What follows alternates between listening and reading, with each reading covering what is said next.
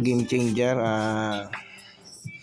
2012 model Honda Click version 2 na game changer 2012. Ito na siya ngayon. Ulitin lang natin. Pag-upload, lumabas na yung oil change niya.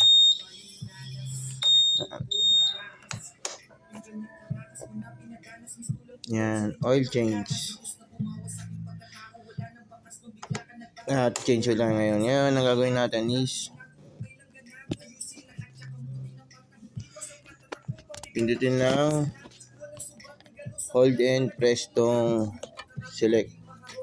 Mahirap pag walang pag walang camera, walang camera holder. Ay, sinalo.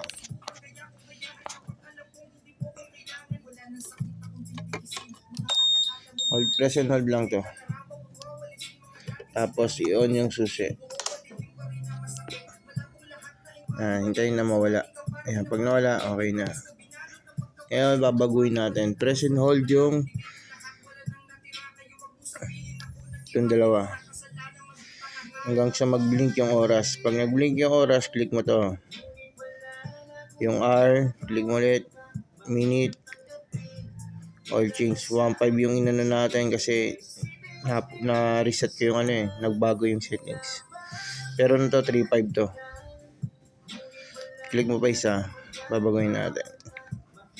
2,000, 2.5. 3,000 lang natin. Yan. Ang gamit nating oil is ADNOC. Change oil tayo. Aturo ulit sa inyo kung paano change oil ulit. Simple lang to. Simple lang. Okay. Gamit ang 12mm socket wrench.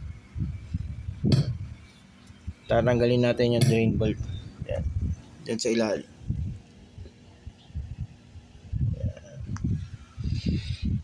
Tapos pag-iigpitan naman natin is 24 Newton meter ang gagawin natin dito. Yun yung tamang higpit niya. Okay. Hintayin muna natin na tumulo yan. Tsaka natin salpahan na panibago. Okay. Nagawa ko, dati kasi 1 liter ang inilalagay ko. Ngayon ginagawa nilang 800 liter yung nasa manual. Tapos yung 200 ml na natitira is pinandadagdag ko. Although hindi naman siya nagbabawas ng talaga nagbabawas. Yun ang ginagawa ko, pinandadagdag ko lang siya. Siguro pag naka 1.5 na, kaya pag na-check ko na wala na doon sa level, dinadagdagan ko na siya.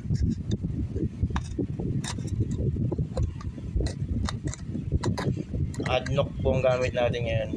Gumagamit din tayo ng Zig. Yan. Zig ADNOC na lang po tayo ngayon. 800 ml.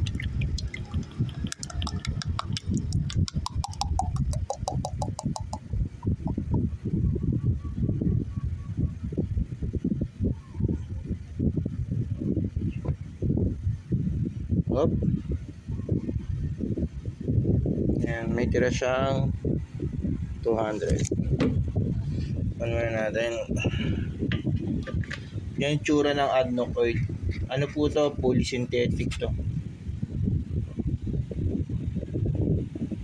Ayan. Langis ng mga Arabo. Salin natin.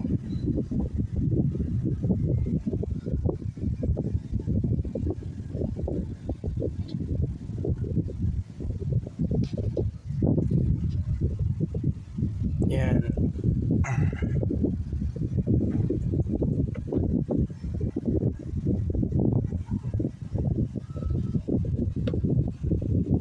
Yung sa maubos yan. Siyempre, check nyo rin yung drain plug dito kung may tagas o ano.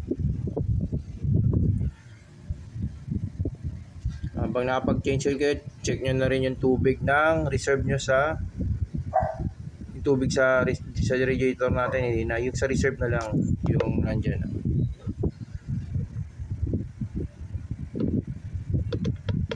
Okay.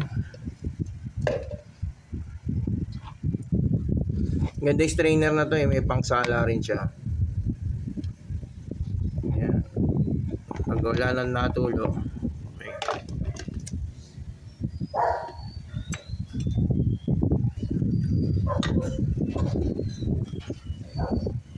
Okay. Ngayon, ganito ginagawa ko every 2 days or 3 days. Bago ko siya panda rin sa umaga, chinecheck ko yung level ng oil. So, testan mo. Tapos, pasok mo lang to, huwag may screw. Ganyan lang. Tapos, angat mo na. Check mo kung nasan yung level na langis. Ayan. Dapat yan hanggang dito.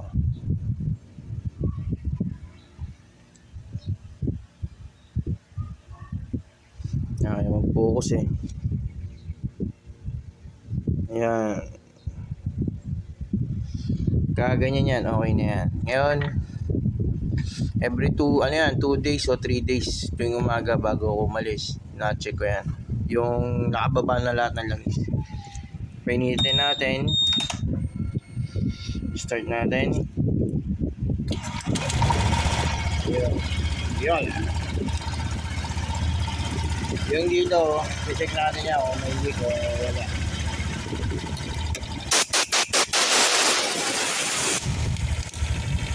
Bulat natin, meron naman. Tingnan natin yan. Gano'n lang pag-change oil. Kahit sa anong naman, kahit sa anong motor, same procedure lang. Sa Honda Click, sa mga scooter na to, pwede kang mag-change oil dun sa gilid. May drain plug din dun. May screen yun. Sa akin kasi ginagawa ko minsan 3 change oil dito, 4, tapos yung panlima doon na. Para malinis ko yung string niya. Ito yung langis niya.